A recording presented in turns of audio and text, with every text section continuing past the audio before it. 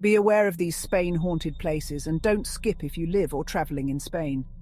To win a chance to go to Japan, then like, subscribe and comment, because honestly, the stuff we're talking about today might make you want to leave the planet entirely. Let's dive into Spain's most haunted places. We're talking centuries-old castles, abandoned hospitals, places where history seems to linger a little long after closing time. Buckle up, grab a flashlight. You won't need it, but it's good for peace of mind, because things are about to get spooky. We're going to Belchite. Imagine a town frozen in time. Belchite was practically destroyed during the Spanish Civil War, and instead of rebuilding, they just left it. Crumbling buildings, bullet holes still in the walls. It's like stepping into a history book, but the pages are haunted.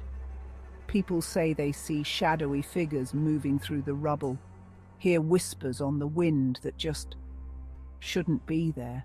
We're checking into the Parador de Jaén, 5-star hotel, a luxurious hotel built into a medieval castle.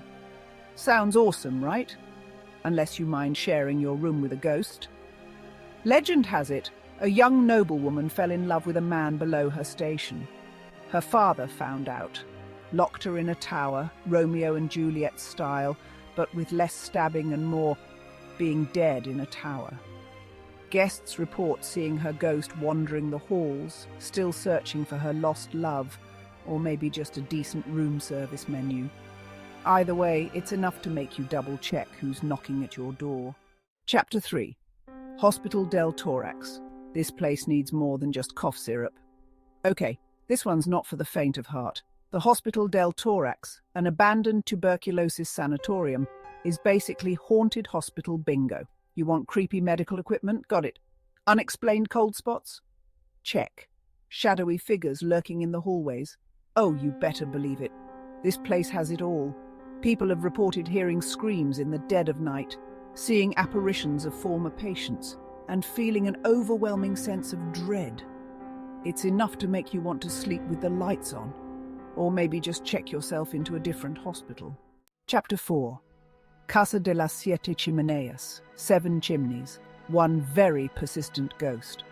Back to Madrid we go, to a beautiful mansion called the Casa de las Siete Chimeneas, or House of the 7 Chimneys. Sounds charming, right? Well, it is, unless you count the heartbroken ghost who calls it home. The story goes, a young woman named Eleanor lived there. Her husband died under mysterious circumstances, always fun, and she was found dead soon after.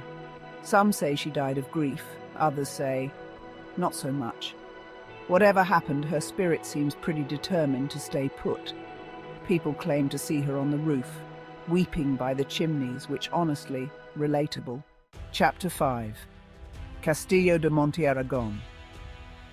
This place has seen some things, mostly battles. Last but not least, we arrive at the Castillo de Monte Aragon.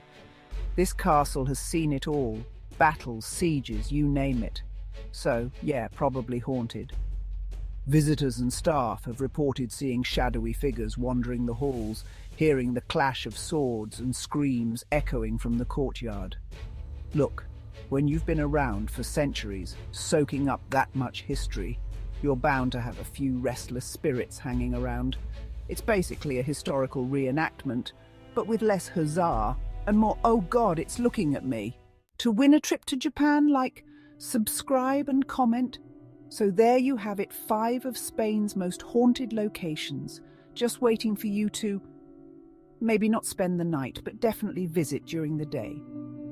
Have you ever visited any of these haunted places? Let us know in the comments below, because honestly, after all that, you deserve a vacation. Stay tuned for more spine-tingling adventures.